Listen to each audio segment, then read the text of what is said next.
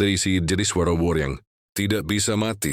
Namanya Turritopsis dohrni, atau dijuluki ubur-ubur abadi.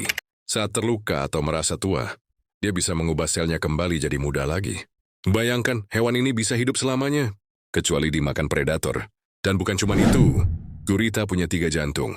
Dan saat berenang, 1 jantungnya berhenti berdetak. Itulah kenapa gurita lebih suka merayap daripada berenang. Hemat energi, bro. Masih banyak fakta hewan yang bikin kamu geleng-geleng. Follow biar nggak ketinggalan yang selanjutnya.